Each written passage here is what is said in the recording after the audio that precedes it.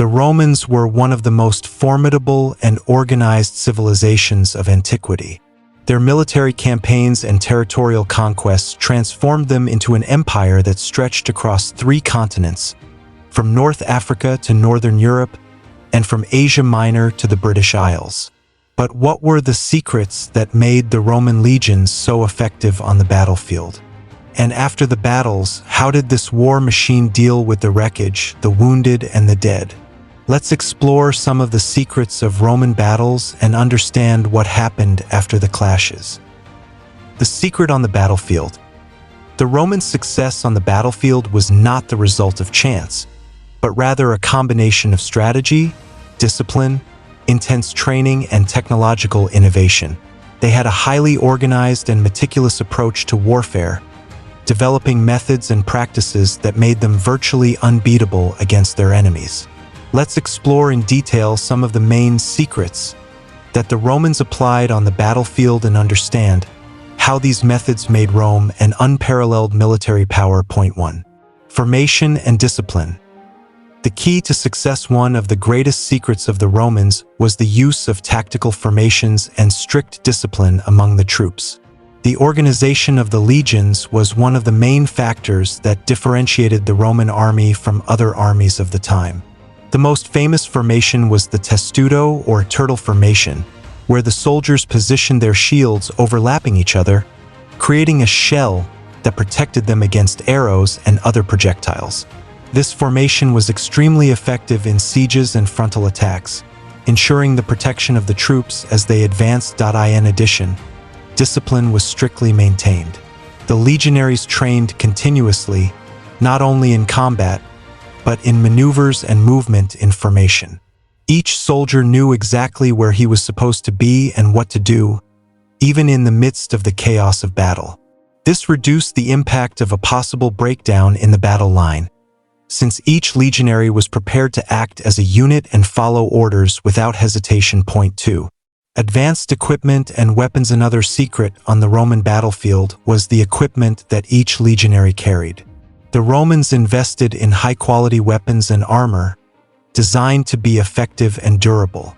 The main weapon of the Roman legionary was the gladius, a short, sharp sword ideal for close combat. Unlike long swords, the gladius was perfect for quick thrusts, which was crucial in the closed formations of the Romans. The shield, scutum, was another essential element.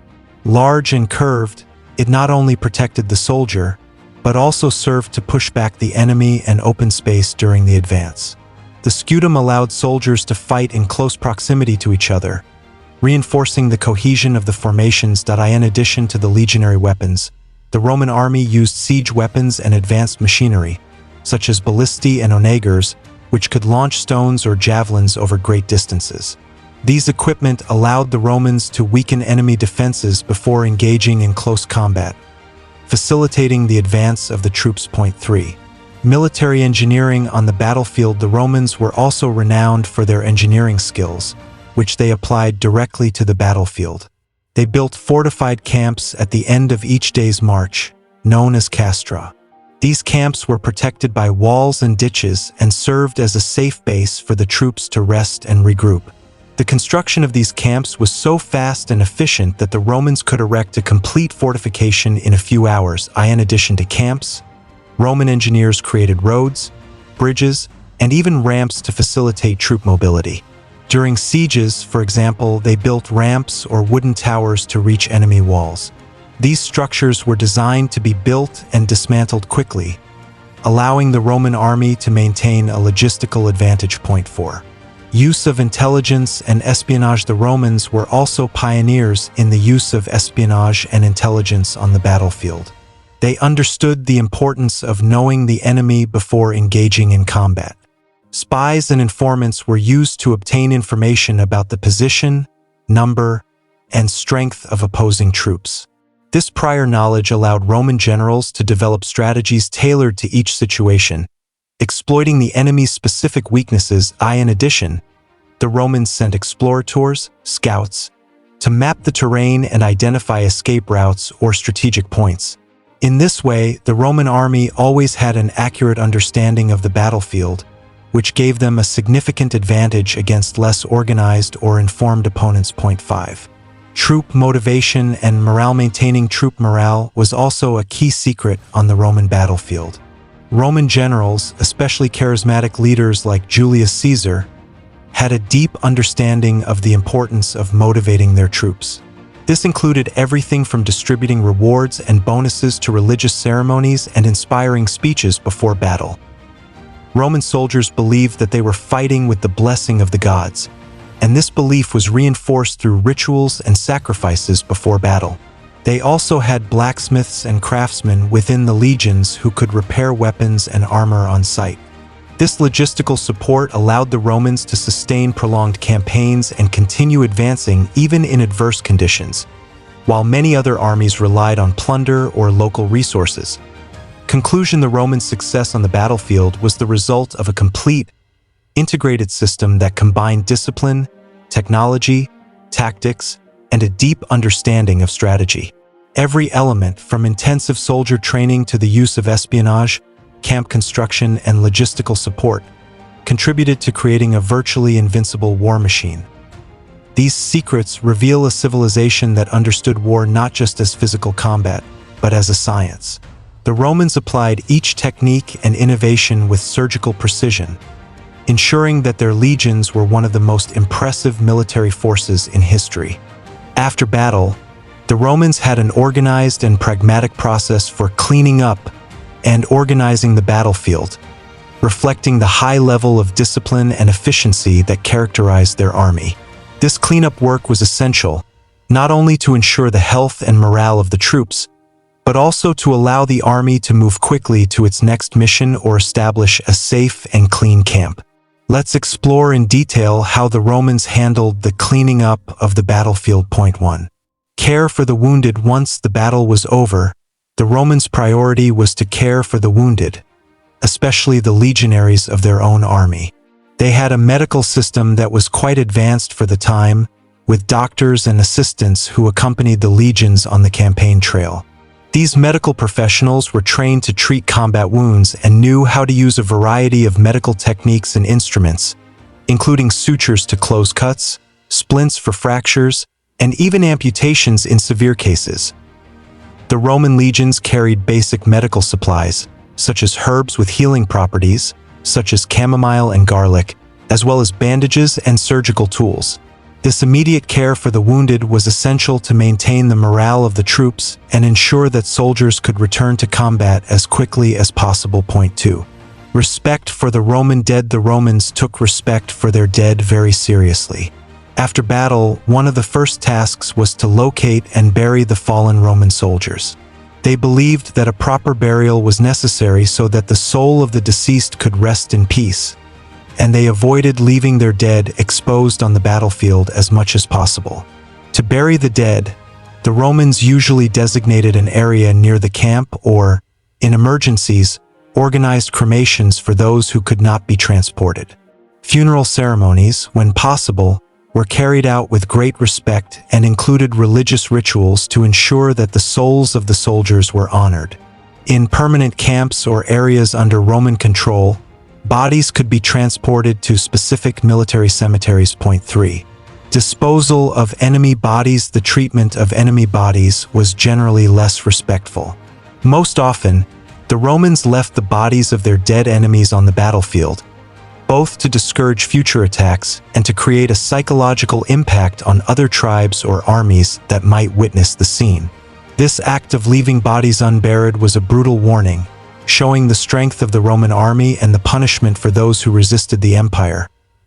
However, on some occasions, especially if the enemy had an alliance with Rome or if there was a diplomatic agreement, the Romans could bury their enemy dead in a more respectful manner.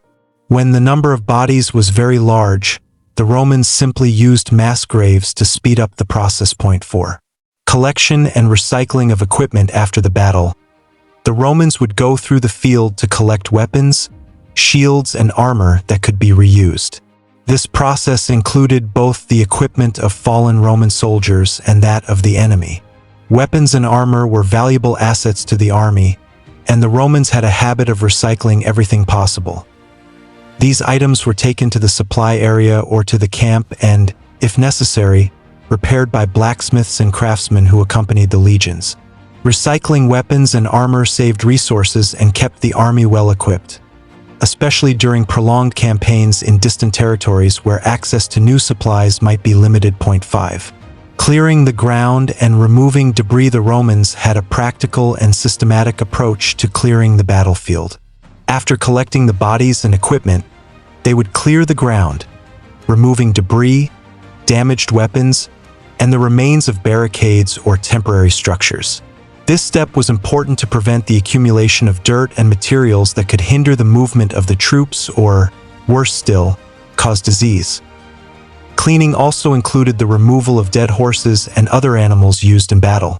This work was crucial to ensure that the battlefield did not become a hotbed of disease, as the decomposition of bodies and organic remains could quickly contaminate the site, attracting pests and affecting the health of the soldiers. 6. Prisoners of war and administration of the captured. After a battle, the Romans often captured enemy survivors, who could be turned into prisoners of war. The treatment of these prisoners varied according to the situation. In some cases, the prisoners were taken to be sold as slaves, which helped to finance the military campaign. The Romans also had a practice of using prisoners in the arenas as gladiators or, in extreme cases, as an example to discipline other people. Some prisoners could even be integrated into the Roman army, especially if they were from regions considered culturally close to Rome and could be easily Romanized. 7. Reorganization and preparation for the next battle. Once the battlefield was cleared, the Romans focused on reorganizing their troops and preparing for the next conflict. They took account of the remaining soldiers and reorganized the ranks, filling in gaps left by the fallen. This step included inspecting weapons and armor to ensure that everyone was prepared for combat. In addition, military leaders held meetings to evaluate the battle, analyzing which strategies worked and which ones needed adjustments. This process of continuous evaluation allowed the Roman army to constantly improve, correcting mistakes and adjusting tactics according to the lessons learned from each battle. 8. Hygiene and camp organization. The Romans also placed great importance on hygiene in their camps. After battle, they would thoroughly clean the camp, including the latrines and waste disposal areas. Maintaining hygiene was a priority, as a lack of sanitation could lead to the spread of disease, which was as dangerous a threat as the enemy itself. The Roman camp was organized into well-defined sections with areas for cooking, sleeping, holding meetings, and storing supplies. Cleanliness and organization of the camp helped maintain the morale and well-being of the troops, ensuring that the army was always prepared for the next challenge. Conclusion: the cleaning up after battle was a systematic and essential task for the Roman army. From treating the wounded and respecting the dead, to collecting equipment and sanitizing the camp, each step reflected Roman efficiency and pragmatism. This attention to detail and the maintenance of order, even after brutal combat, are some of the factors that helped the Roman Empire sustain successful military campaigns for centuries. The Romans understood that war did not end when the battle was over. Taking care of the battlefield and the condition of the soldiers was vital to ensuring that the army was always ready to move forward. This disciplined and practical approach made the Roman army a ruthless war machine and contributed to Rome's enduring dominance over much of the ancient world. The way the Romans cleaned and organized the battlefield after each battle illustrates the pragmatism and high level of organization that defined their army. They were not only concerned with winning, but also with preserving their forces for future challenges, maintaining the health of their troops, and even controlling the psychological impact of their actions. Every detail was considered, from caring for the wounded and respecting the dead, to recycling weapons and methodically reorganizing camps. This practical and careful approach shows that for the Romans, war was not just a matter of bravery and strength, but a scientific and systematic endeavor. The ability to clean and reorganize the battlefield, while maintaining high morale and making the most of available resources, helped make the Roman army one of the most efficient military forces in history. By treating war as a science, the Romans created a system in which order and discipline were paramount, not only in combat but also in all processes that followed it. This meticulous care ensured that the Roman army was always ready to move forward, facing new battles and challenges with the same vigor and efficiency. Finally, the legacy of this approach can still be seen in the impact that Roman military organization had on the warfare and logistic strategies of later civilizations. The way they looked after the battlefield after victory is a testament to their farsightedness and commitment to efficiency and control values that contributed to the creation and maintenance of one of the greatest empires in history. Thus, Rome's power went beyond military victories. It lay in its ability to transform every aspect of warfare into a well-structured process, ensuring that Roman rule would be long-lasting and difficult to challenge. The Romans' approach to cleaning up and reorganizing after battles is one of the most fascinating and iconic facets of their military machine. For the Roman army, war did not end when the fighting ended.